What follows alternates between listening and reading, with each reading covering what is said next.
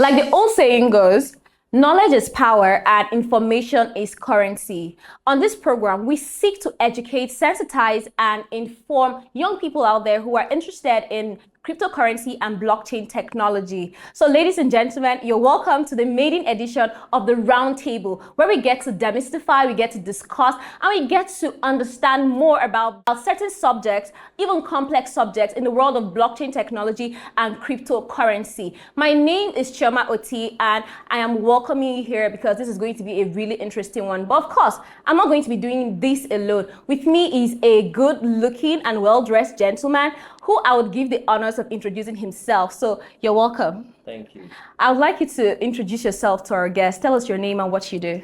Okay, my name is Andikan Inyang. You can call me Andy for short. A student of University of Abuja, currently doing my master's program in project management.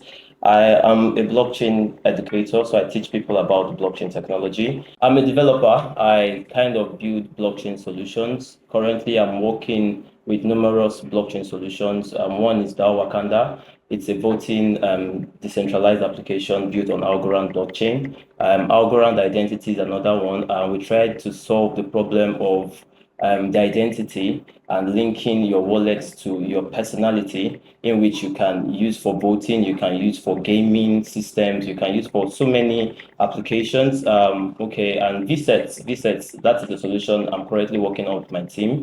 We are building on ICP, Internet Computer Protocol, and what we aim to solve with VSETs is the problem of storing documents, important documents on the blockchain for future purpose. So I think that's all for now. Really interesting introduction, I must say. I think you've set the ground very well for this conversation, and I think you are really experienced. So on the roundtable, we bring you really experienced thought leaders, specialists, and experts in the world of blockchain technology. So of course, you can already tell that Andy is very experienced, and it already tells that we're going to be having a really amazing conversation. So don't go anywhere. This is going to be really interesting. So now let's jump into this. We're going to be talking about 7 misconceptions, or may I even say 7 top misconceptions about blockchain technology, which we need to debunk because, I mean, information is power, we say, right? So when you have this information, you're well equipped to make decisions around that. So Andy, let me start by picking up from where you stopped from your introduction, which is something around having a software rather that does something around voting. So that's to say that blockchain technology goes beyond cryptocurrency, because I think it's a very erroneous idea that blockchain technology only equates to cryptocurrency. Do you agree with me? I agree. Yeah, so tell us some more areas of blockchain that most people do not know about. Okay, so one major misconception many people have is that blockchain equals Bitcoin, or blockchain Yes. is Bitcoin, or blockchain Yes. is cryptocurrency, Yes. which is totally wrong. Blockchain is a technology in which these cryptocurrencies are built on. There are various aspects of the blockchain technology in which you can build solutions on. You can go into voting, like I mentioned earlier. Yeah. You can go into supply chain. On supply chain, you can use the blockchain to track goods and services from one point to another point. Yes. And also payments, the flow of payment from one point to another point, because blockchain is an open ledger, it's secured and it's transparent. So it's easy to access, easy to visualize, and easy to track all your goods. You can use it in healthcare. You can use blockchain. That is what VSES tries. So your healthcare records can be stored on the blockchain in a very secured and transparent manner. You can use blockchain even in agriculture. Yes. You can use it to track proceeds of plants. You can use it to know how your growth has been, and does record it in a very secure way. So many applications. Even in real estate. Even in real estate. Yes, you can use smart blockchain contracts and stuff. Yes, you write smart contracts in which when a party has done its side of the bargain, the smart contract activates what should be done to the other party. So you just like peer-to-peer. Yes. And so many other applications. That's a lot. So of course, now you know Bitcoin, or blockchain technology rather, is not for finances alone. It goes beyond that. There's a lot, and it continues to evolve and advance. So we get to give you most of this information as they come. So I'll allow you to tell me, is there any other misconception you'd like to talk about? There are so many Okay, so many misconceptions. So another misconception is blockchain is not totally anonymous. It is pseudo anonymous. Let me give an example so that as a teacher, you have to relate it with examples. Yes, that sounds a bit complex. So please demystify it for us. Can understand. So just like you having a WhatsApp group, and when you have a WhatsApp group, let me say you've joined a group and you're added via somebody you don't know. Yes. Your phone number kind of is your identity, but nobody would know it's you because it's a phone number. Yes, it's not saved. It's not saved. Yes. So this person might not know your name. You might maybe go through the extent or maybe through caller to know, okay, who added me to this group and stuff. Yes. So for it to be studio anonymous, your wallet address kind of is your identity on the block when it comes to addresses. I'm talking of finances now, cryptocurrency. Yeah. So, and if you notice, a lot of centralized exchanges now require you to do KYC. So it is not totally anonymous. They link your identities via this KYC to your person, whatever document you might submit, maybe your passport, your driver's license, your NIN. So it is not 100% anonymous. It is pseudo anonymous. You can track some persons to their transactions. You can track some persons to their wallets. So let us demystify that ideology that it is 100% anonymous. I totally agree with you. And these are misconceptions that we are trying to debunk. So thank you very much for bringing that up. So another one very closely linked to what you just said is that blockchain technology or cryptocurrency is unhackable. That is a lot of things. That is one thing a lot of people say. But then I think I saw somewhere that it can actually be hacked. Is that true? Yes. It is not 100% secure, so to say. We have something we call 51% attack that happened on the Ethereum network some years ago. This is literally when bad actors come together and have a majority of the blocks verifying the transactions on the blockchain. So you can do it in such a way that you try to play the blocks of the blockchain to suit in your own personal demands in a way that many bad actors can come, create multiple wallets, create multiple identities on a particular blockchain, and manipulate the transactions on the blockchain. Yeah. So and you can also have something like some smart contracts are not even 100% depending on who wrote the codes. You can have like a backdoor in a smart contract that siphons money or sends money somewhere else without even you knowing. So there are a lot of inherent security issues still present today on the blockchain technology. That's interesting. I would have thought, and from what a lot of people say about it, oh, it's very secure. Do this instead of giving your money to a regular bank or traditional bank and stuff like that. I thought it was 100% secure, but thank God that you mentioned that now. And so very closely tied to what you just said again, right, is about trust. So people say that, oh, because it is unhackable, it means that there is absolute trust. That means there is 100% trust. So speak to us about that. Is there really a possibility of a transaction not being absolutely trustworthy? Okay, so since it's literally on a verifiable ledger, because blockchain technology is also known as DTL, distributed, it's a distributed ledger. So transactions still need some level of trust. The blockchain just makes it possible for you to see, okay, who is sending what at what time because of timestamp and at what the amount this person is sending to you. So when you carry such transactions on the blockchain just serves like a middleman between two parties that don't totally know themselves. But you must be able to trust yourselves one way or the other so that the blockchain, through the smart contract, you don't know, depending on the blockchain, because not all blockchains are the same. We'll talk about that very soon.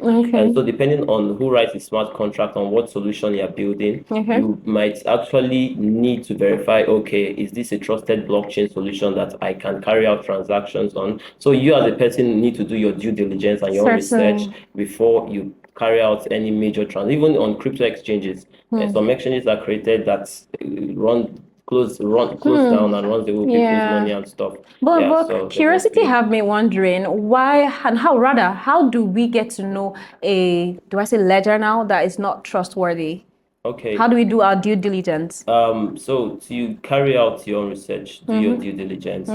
Make sure you make sure there's some like Ethereum, Bitcoin that stayed the longest to the test of time. So the longer they are, the more authentic they seem to be. So you actually ask there are plenty people that way before might have the knowledge way before you. You can always ask and seek Okay. advice from educators, from enthusiasts too that understand the blockchain space Okay, and all. so from what you said, I'm hearing, okay, so based on the duration of existence, it also gives it the capacity to be trustworthy. Yes, So, exactly. okay, that makes a lot of sense. I think that that is one thing that is very important because sometimes we don't really know. Some people want to do their due diligence, but they don't know, okay, should I check this? Should I check that? We just want to know like particular things to look So out for. what I do if I'm to invest Yes. in a solution or in buy a cryptocurrency, I Okay. have my tools. I refer most times to CoinMarketCap, CoinGecko.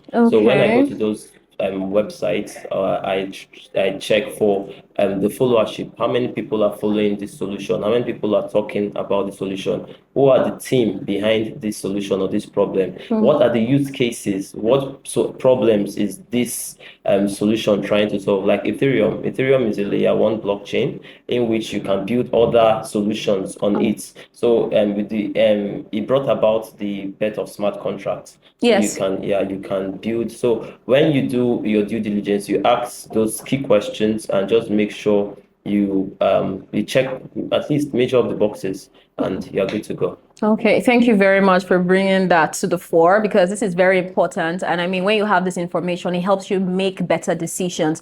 So now I'd like you to tell me what other misconception do you think is very erroneous, but aside from that, it is widespread that people make that you'd like us to debunk here? Okay, so majorly not all blockchains are the same, like I mentioned Oh, yes, you earlier. had mentioned Yeah, that. Ethereum is a blockchain solution built specially for smart contracts. Bitcoin came 2009 with Elias Satoshi Nakamoto, who Yeah. we don't know till today. With that, it brought about, it solved the problem of double spending. That's what Bitcoin came to do. And with that, you can do cross-border transactions, send money from one part of the world to another part of the world in a matter of seconds at a very affordable rate. That's Okay. what made everybody love Bitcoin. Okay. And so not all blockchains are the same. They have different solutions. They have different consensus mechanism. Like Yes. Bitcoin, it's proof of work. Work So and proof then of work means plastic. you have to use electricity, you have to need power to solve those computational algorithms. Like Ethereum, they move from proof of work to proof of stake. So you have to delegate or put a quantity of Ethereum on the blockchain and act as a validator to validate the transactions on the blockchain. Thereby, you are staking. You are not using electrical or computational power for proof of stake. So there's so many. There's proof of identity. There are so many protocols. So each blockchain has its own consensus in which they call it more like a guiding rule, and they Okay. follow by it. Yeah. Interesting. That's absolutely interesting to know. Thank So, yeah, I will still give you the honors of telling us another misconception that you think that a lot of people actually fall for, which is not true and needs to be debunked. Okay, so no, blockchains literally is not 100% decentralized, depending on the kind of blockchain. Okay. So there are majorly three types of blockchains. You can call it the public blockchain. Okay. Bitcoin is an example where you have your transactions on an open ledger. Anybody from around the world can see the transactions made from which wallets. Like I said, to the anonymous wallet, Okay. but you also have the private blockchains, so you can tweak or configure your own blockchain to suit your organizational needs, in which you might still have some kind of central authority. Since it's a private solution, Yes. you can build one for your company and still have a bit of centralization in it. So it's not 100% decentralized. Then you can have the hybrid that carries out a bit of the public and a bit of the private merged together. So that is another misconception. Not all blockchains are decentralized. Some can have a bit of centralization in there. Okay, that makes a lot of sense because I mean I wouldn't have known all of these things. I thought that all wallets are visible to everybody, which means that I thought that every maybe account or wallet was public. So it's good that you brought that in. I know that some other people may not have known that, For so it's security good. reasons, you might want to keep some information Private. private, yes. Okay. Medical records too that are stored on the blockchain. If you are building for like the hospital and for what they call it, patient to doctor, Yes. you might not want to put some details out there. So you can Okay. privatize those information. Okay, that's very useful information. I'm glad you mentioned that.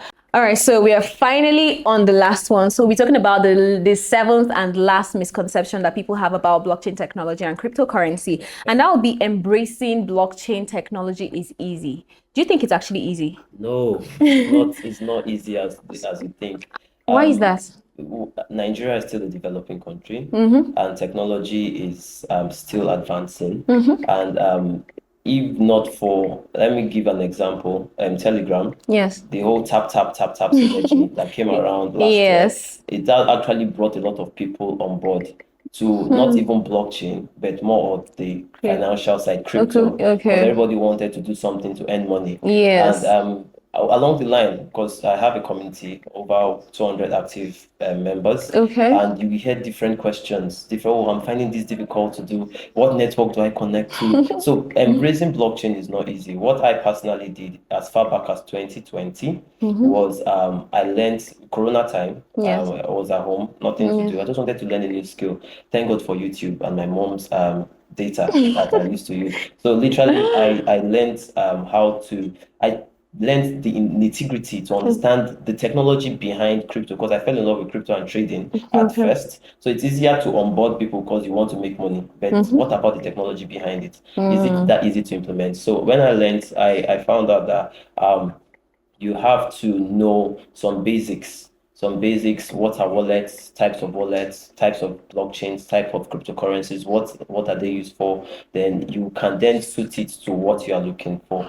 Then also join. I'll never give out the fact that you need to join communities. You cannot know it all. You cannot have all the knowledge in the world. So I joined BI, Blockchain Education Invasion, when I was in Uyo after the coronavirus, thanks to my boss, David Zoe F. Young. And from there, under his mentorship, I learned a lot of blockchain in general. So it is not easy because you have to find a way to always learn. It's a learning curve, and it never goes old. New ideas, new stuff starts coming out. Like okay, lastly, I'll just mention Trump releasing his own coin. Yes. Everybody thought it's not possible. Why would he's the president of the United States? Yeah. So it shows that crypto is gradually becoming a blockchain. Yes. Just use crypto is gradually becoming something of mass adoption. Yeah. And people want to get in now. So I totally agree with you. I think the adoption is growing by the day.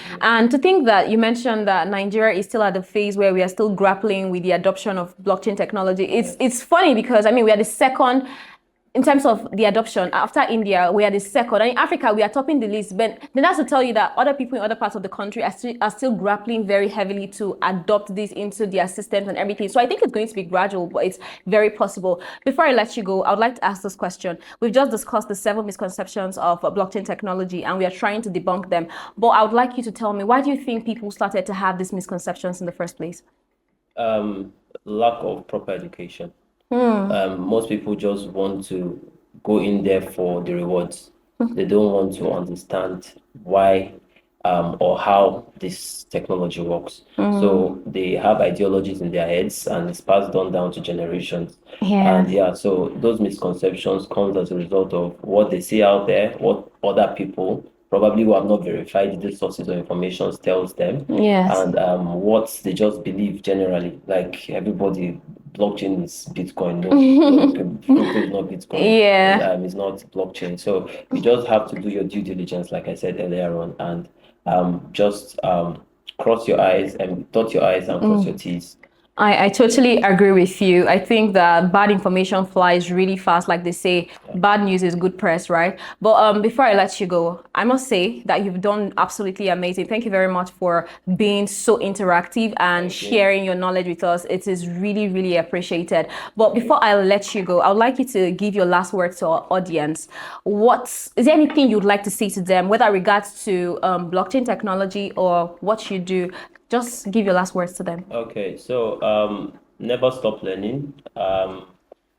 You cannot be a master of it all. I like emphasizing on community, togetherness, and building a strong atmosphere of learning together. So me personally, 2025, I said I'm going to give different things a try. So I went into various aspects of the blockchain technology to solve various problems. Like I said, I'm working on the voting system. I'm working on a decentralized identification system. I'm working on a supply chain system that can be built on the blockchain. So don't be afraid to try new things. Don't be afraid to give it your all. Make sure you ask questions along the way, because it will shock you how surprising people are actually willing to help.